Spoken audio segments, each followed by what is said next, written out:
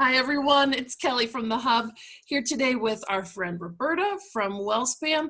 She's the woman who does all of the horizon planning for the whole WellSpan system. Hello there, my friend. Hello there, Kelly. Happy Well, Thursday. happy September Thursday. 17th. We're 3/4 of the way through the year. It's going to be fall officially next week. It's pretty awesome, isn't it? Yes. It is. It's pretty Yeah. awesome. Yeah.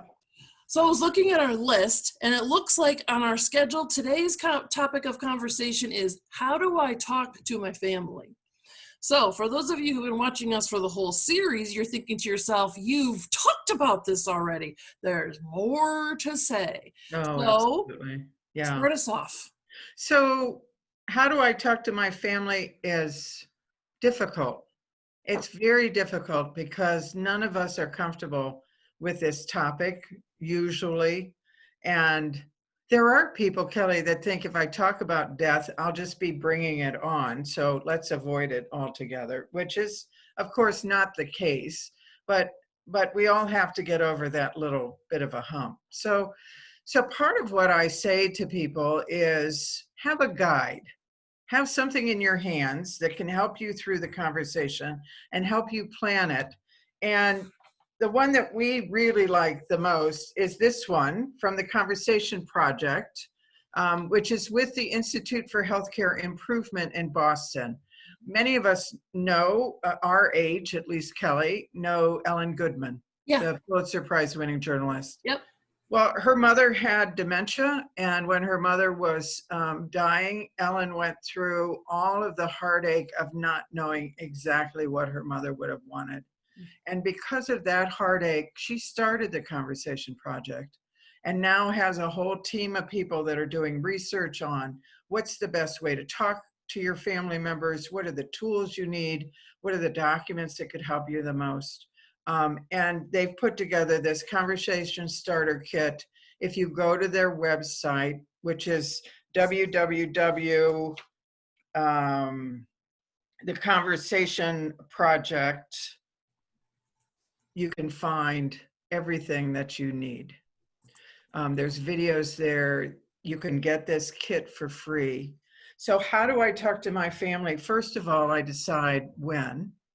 So when am I going to do that? Am I going to do that when we always gather for coffee or have a movie night or Sunday brunch?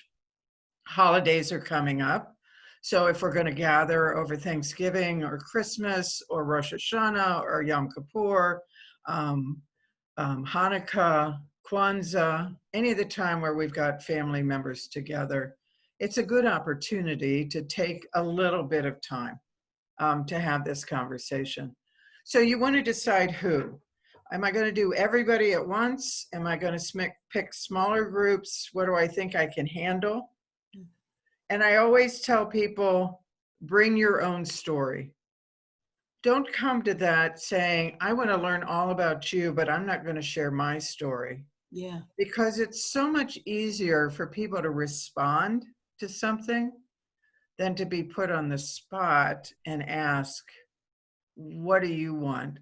What are your wishes? So when I have people in their 70s and 80s and they have declining health or they have serious illness or something's just going on and they've been motivated to put together their living will and their durable power of attorney, I tell them, don't just hand the document to your children because they won't talk to you about it. Sit down with them and ask them what their wishes are. Ask them if they were in a car accident or suddenly had a heart attack and you were the one who had to make a decision for them, who's the person that they've picked to be their spokesperson? Is it you? Is it somebody else? Have they done it at all? And motivate them. I always give adult parents an extra copy for their kids to give to their kids.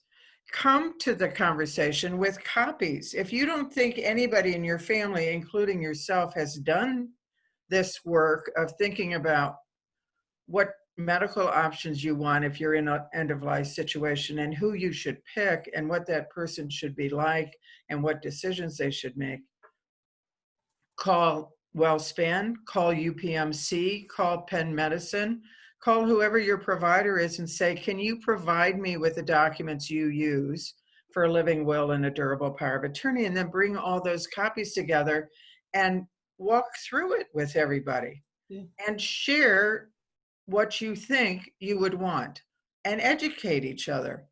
Because most of us don't know what life support means. And so we all need to have a conversation about what does life support mean? And we have as a part of our packet, a patient education guide to help people understand why they would or wouldn't choose CPR, why they may not want to be intubated and put on a ventilator, depending on their age, depending on their condition, depending on whether or not that's going to help them.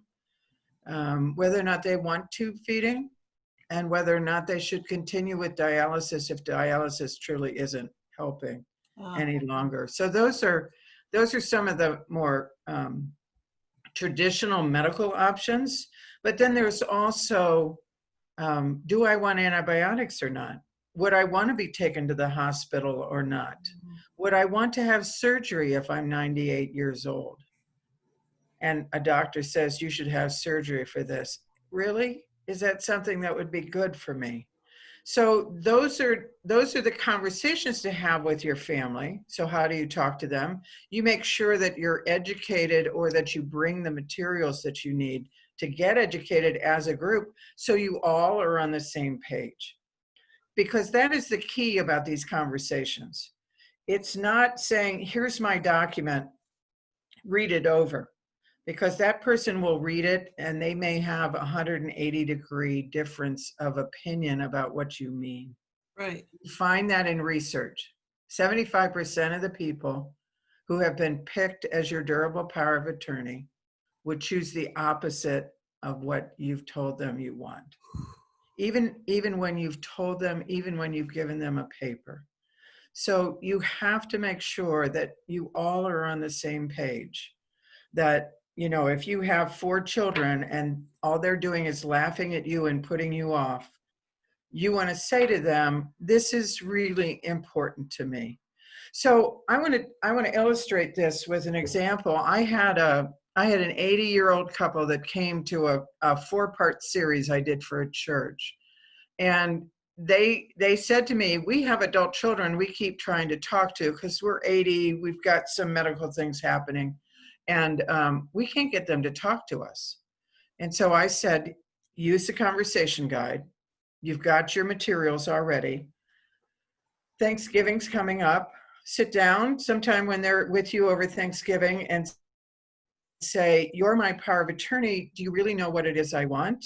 And are you going to be able to do that for me? Or are you going to want to hold on to me because I know how much you love me? And this is going to be a hard thing to do. And I said, particularly since you've told me they don't have their own documents, hand them a 5 wishes and ask them to walk through it with you and fill it out themselves and tell you what they want, because they could be in a car accident before anything ever happens to you. And you want to know, as their parent, what is it that they want and who are they going to pick to represent them? Right. And that couple did that. And one of the parents got seriously ill the next spring. The children realized that they hadn't talked about it with their parents and how important it was. And when that parent got so seriously ill and then passed away within a few months, the children came back to us and said, thank you. Because without you prompting our parents to talk to us in that way, and help us to understand how important it really was to sit down and talk to them, we might not have done it. And then I wouldn't have known what to do. I wouldn't have known how to care for my other parent. I would have much more guilt now. Right. And that's what this prevents, is all of that heartache and guilt. And those 2 children, 3 children, 4 children have talked to each other with their parents and are all on the same page. Yeah. So one isn't going to come in at the last moment and say, mom or dad wouldn't have wanted that. They all knew exactly what. And when I get people in their 40s saying, oh, my dad's just not going to talk about this. It doesn't matter how many times I ask him. That's what I worry about. I worry about, so I have parents and I want to do it. I don't know if they want to do it. Sure. So Sure. how do I flip the conversation and say, no, we're going to talk about it? And their health is fine. They don't have issues. I just want to do it before that. But how do you convince the parent, as a grown child, how do I convince my parents that they need to do this? Okay. So what did I just say, Kelly? What I just said is do it yourself and And bring the story. Okay. take yours to your parents Okay. and sit down with your parents and say, guys, I just realized I've never talked with you about my living will and who my durable power of attorney for healthcare is. So if something should happen to me that I don't expect, I really want you to know about this. So you can support my husband, you can support my sister, you can support each other. Right. You'll know exactly what I want and in what circumstances. Right. And then I would really love to have you share that with me too while we're talking, because I love you so much and I just don't want to be in the position where I've got to help mom or dad make a really tough decision and I don't know what to say because I don't really know what it is you want and how you want to go peacefully. What does that look like for you? Right. So that's how you talk with family. You don't put the other person on the spot and not share yourself because that's what makes us back up. Right. Right.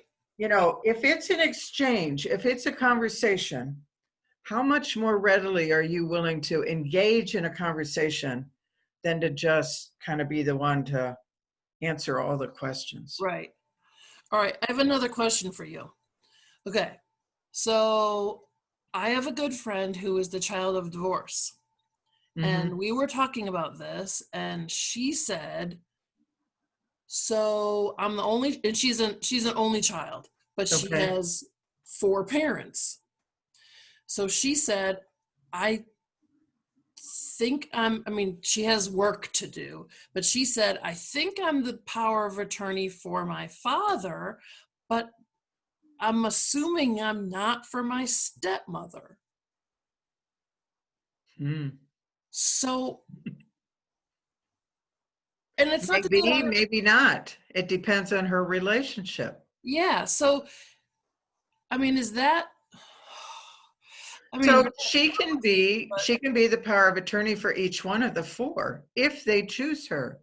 There's no relationship requirement on who you pick as your durable power of attorney for healthcare. There's none for a durable power of attorney for finance. Typically, we want it to be family if it can be. But as we talked last week about who you pick as your durable power of attorney, sometimes family are not the best people because they're too emotionally tied to you and they won't ever be able to do your wishes. They'll always want to try to do their wishes, which may be opposite of what you want, to die a natural, peaceful death, which is what all of us want.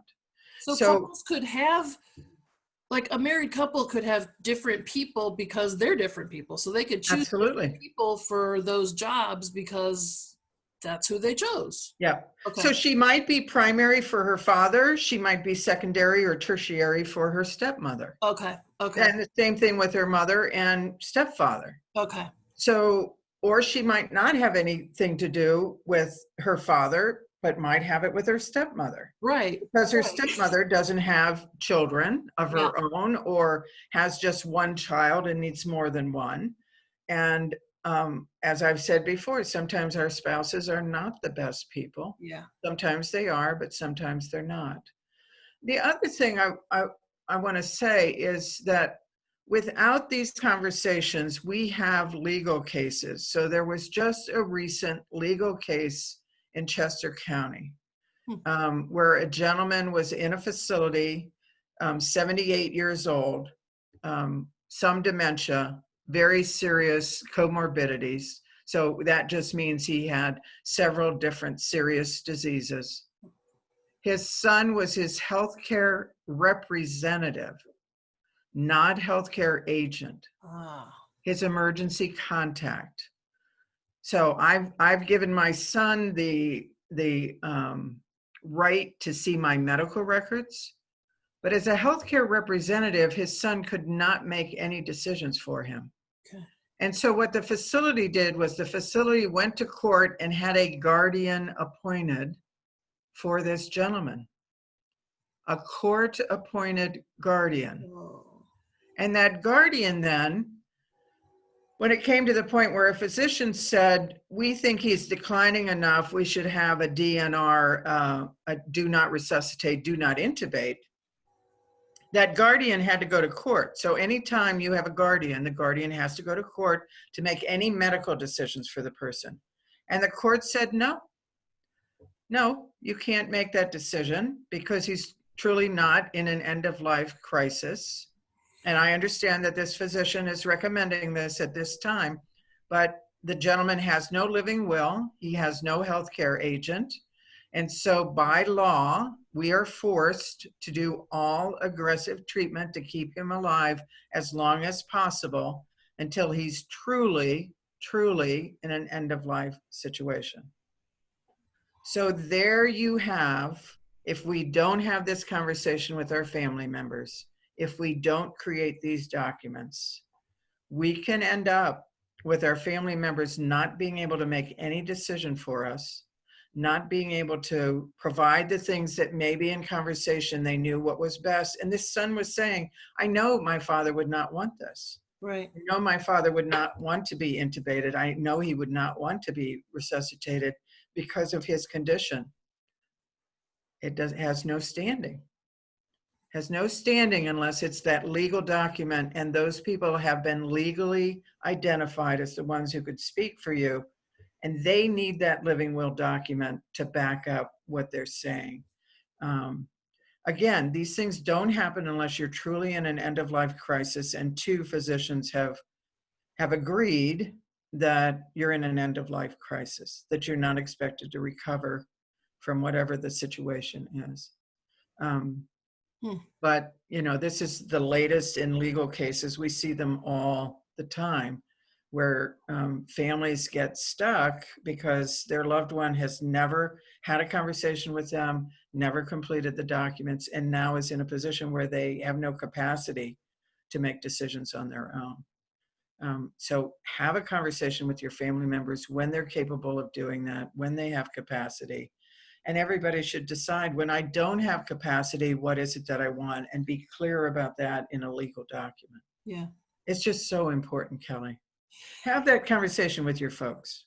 Yeah, and I think that I have to frame it in my head. I mean, even though I've worked in hospice, it's different when you talk about your family. It's different. Oh, it is. It is. And I have to keep it in my head that I have to frame it so that this is always a good thing.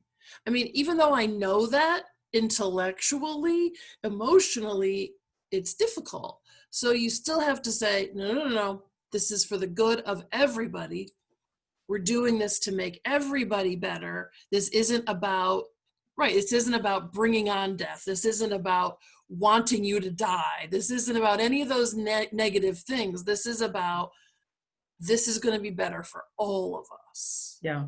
And you'll have some parents who'll say, what is it? You want me to die sooner than later? You know, there's all of that laughter and joking and with a little bit of seriousness behind it. That's why I say, get this, hold on to this, give this this is free. Give a copy of this to everybody. And there's a great video on the Conversation Project website.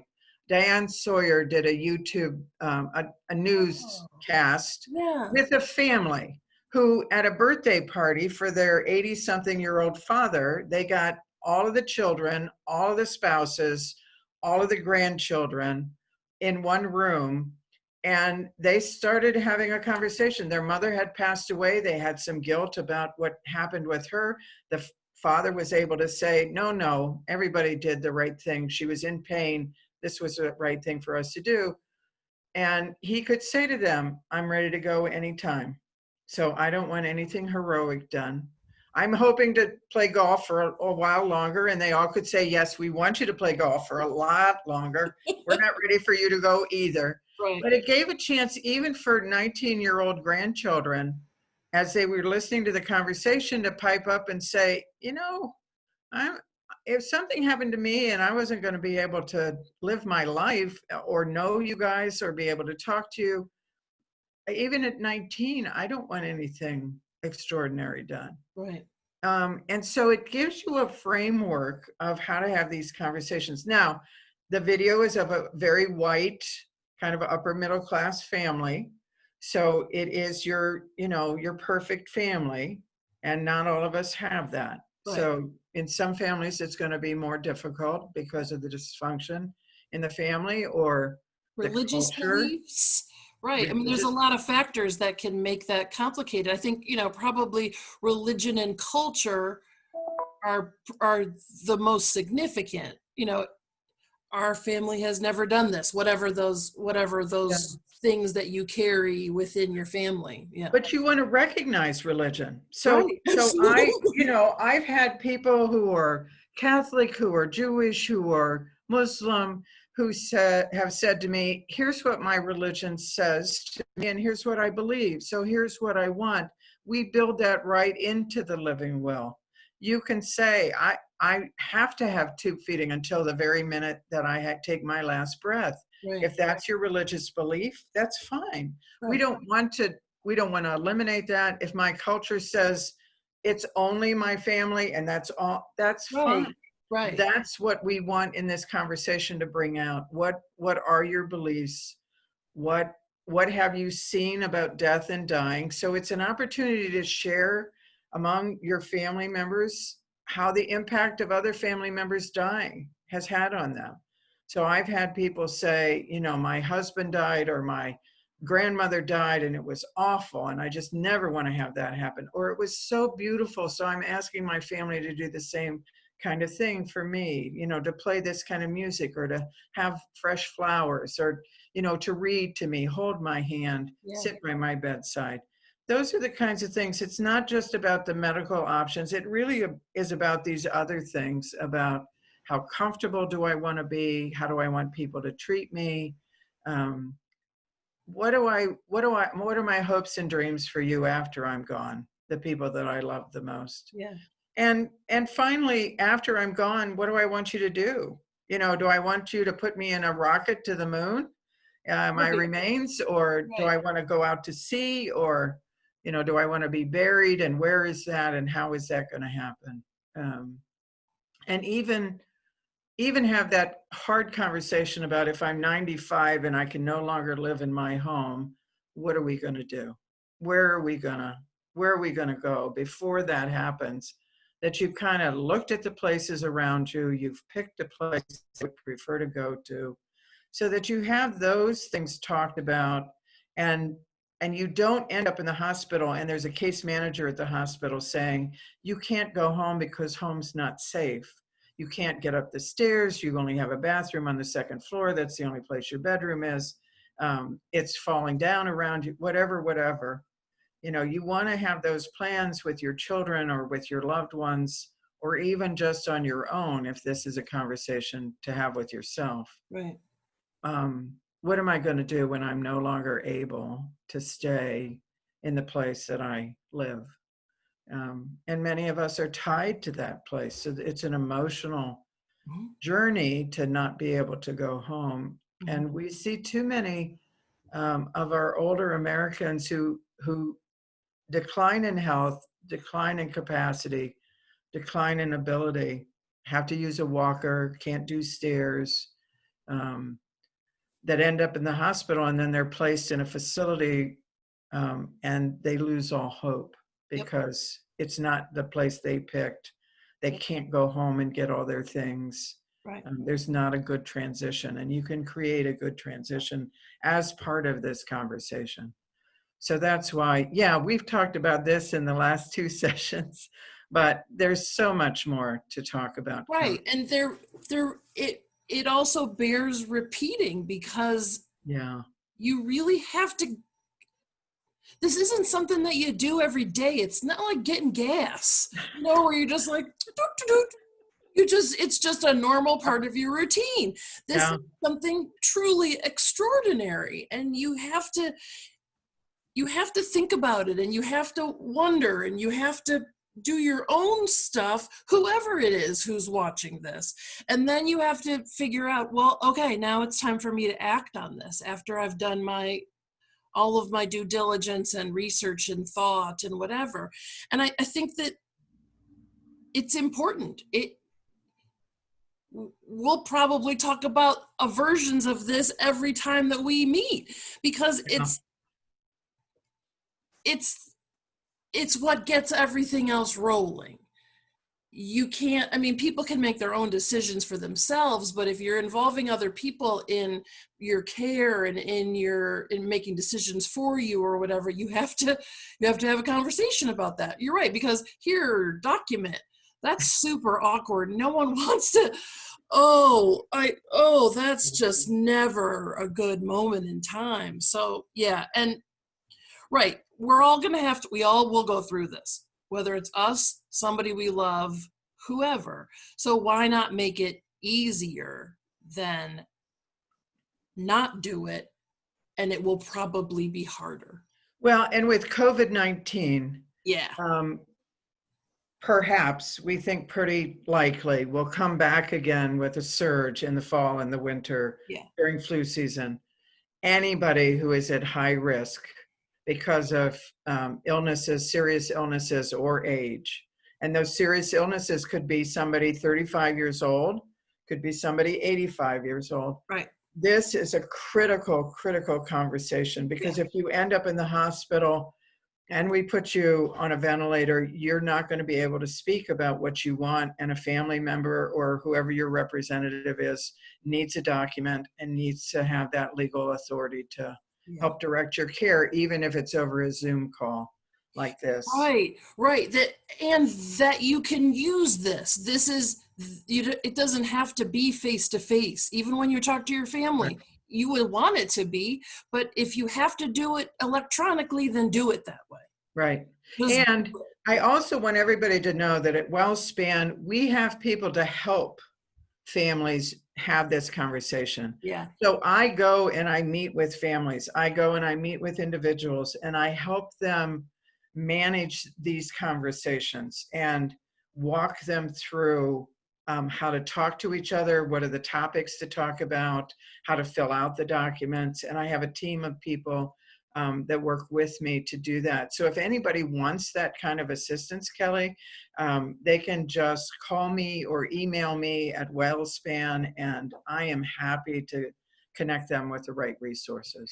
Yeah, because there are times where you need an outside person. There just are. There are family situations or whatever it is that you need somebody on the outside. And so it's good to know that those kinds of things are also available.